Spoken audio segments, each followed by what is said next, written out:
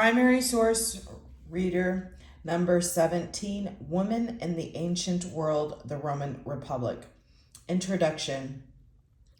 Every single society we cover in first half of world history is patriarchal society to a degree, whereas women's rights and privileges were extremely limited.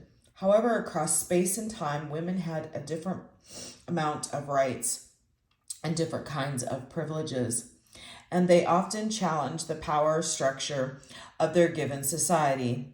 For the next few chapters, we will examine how much rights and privileges women actually have in various societies and times, and how they were able to challenge the status quo. Our first example came from the Roman Republic through Livy's History of Rome, one of the most important primary source for study of Roman history in 195 BCE. Women of Rome stood up against the opium law, which barred them from public displays of wealth. According to Roman law, women had no political power in public, and the fathers or the husbands were the guardians of their daughters and wives on all areas of their lives. One of the consul, Marcus Porcius Cato, vehemently opposed the repeal of law, but the other consul, Lucius Valerius, supported that appeal. In the end, the women's voices were heard, and the law was repealed. Questions for a response paper. What class of Roman women was probably involved in the protest? How would men react differently if the women came from a different class?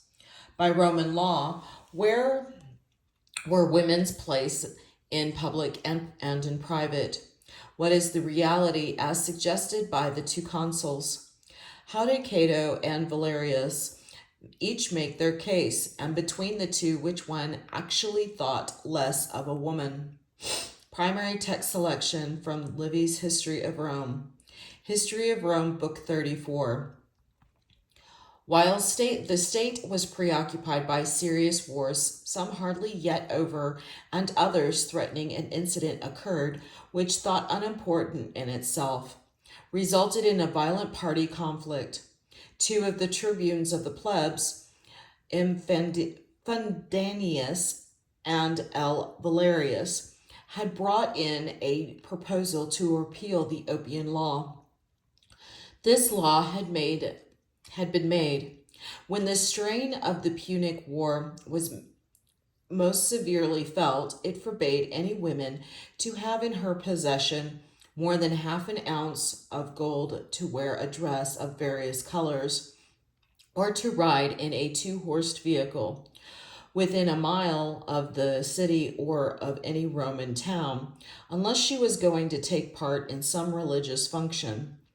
Two tribunes of the plebs defended the law and declared that they would not allow it to be repealed.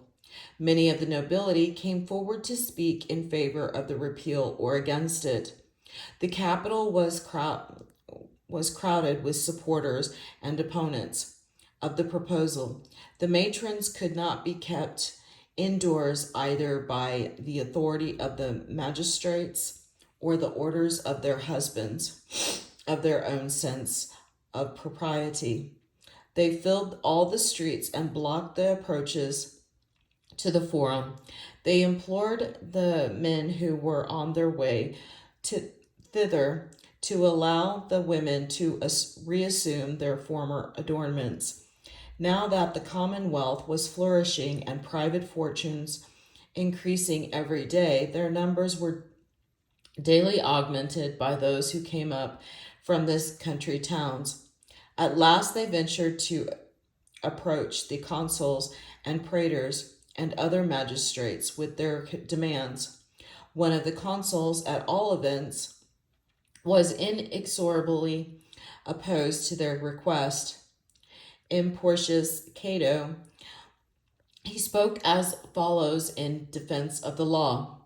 If we had each one of us made it a rule to uphold the rights and authority of the husband in our own households, we should not now have this trouble with the whole body of our women, as things are now our liberty of action, which has been checked and rendered powerless by female despotism at home, is actually crushed and trampled on here in the forum. And because we were unable to excuse me, withstand them individually, we have now to dread their united strength. I used to think that it was a fabulous story which tells us that in a certain island the whole of the male sex was extirpated by the conspiracy amongst the women. There is no class of women from whom the gravest dangers may not arise. If once you allow intrigues, plots, secret cables to go on, it was not without a feeling of shame that I made my way into the forum through a regular army of women.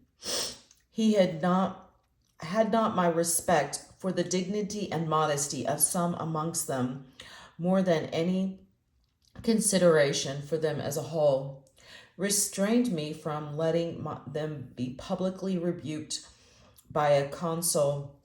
I should have said, "What is this habit you have formed of running abroad and blocking the streets and accosting men who are strangers to you?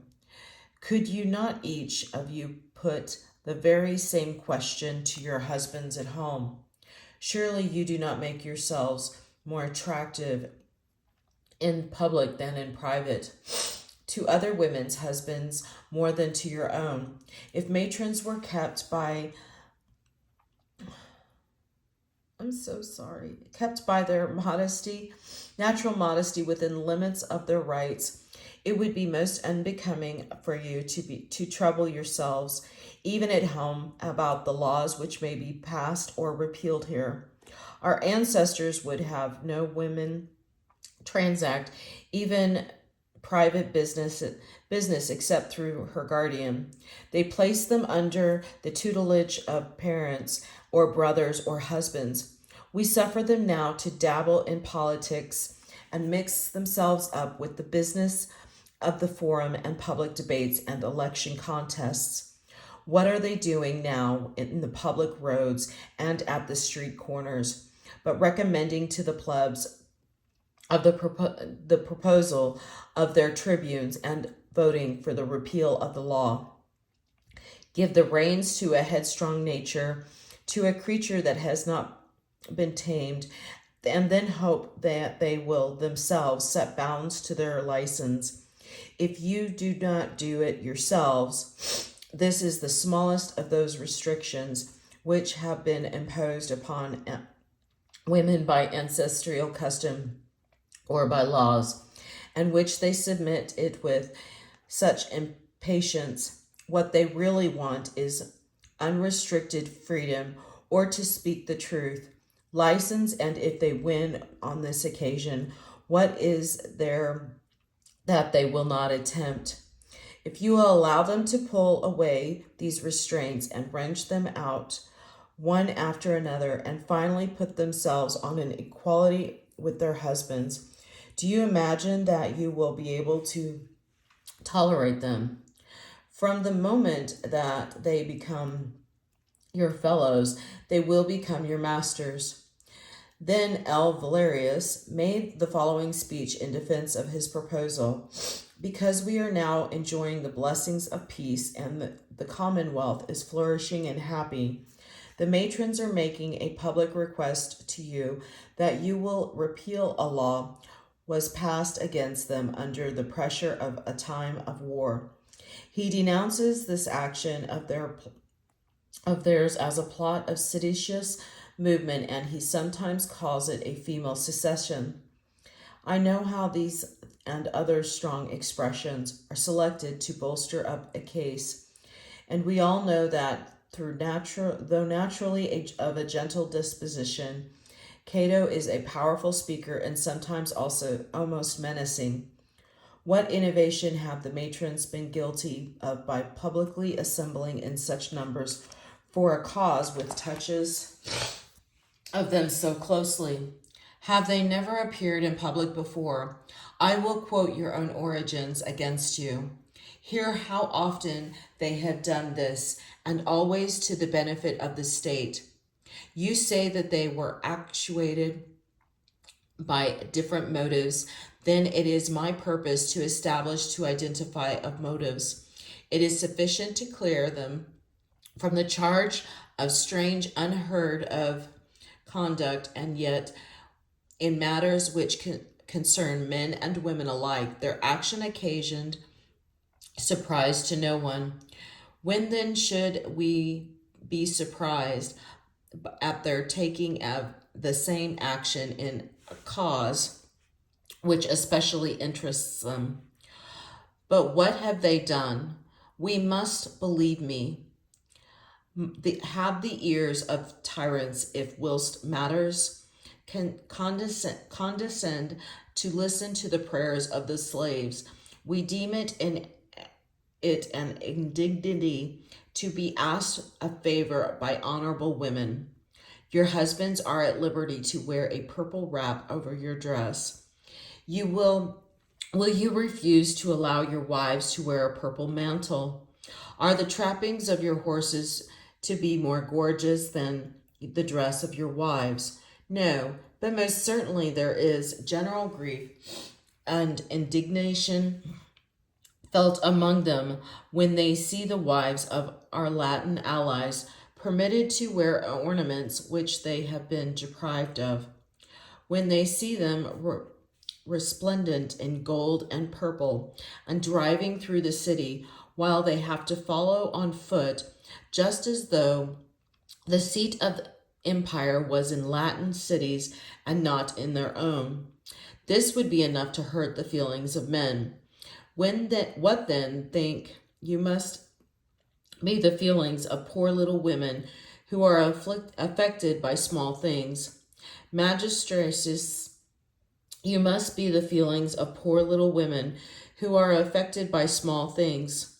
Magistresses, priestly functions, triumphs, military decorations, and rewards, spoils of war. None of these fall to their lot. Neatness, elegance, personal adornment, attractive appearance, and looks. These are the distinctions they covet. In these they delight and pride themselves. These things our ancestors called the ornament of women. I suppose you think that if you repeal the opium law and should wish to forbid anything which the law forbids now, it will not be in your power to do so, and that some will lose all legal rights over their daughters and wives and sisters. No, women are never freed from subjection as long as their husbands and fathers are alive. They depreciate the freedom which orphanhood and widowhood bring. They would rather leave their personal adornment to your decision than to that of the law. It is your duty to act as their guardians and protectors and not treat them as slaves. You ought to wish to be called fathers and husbands instead of lords and masters. The greater your power, so much the more moderate ought you to be in exercising it. This is the end of number 17, Women in the Ancient World.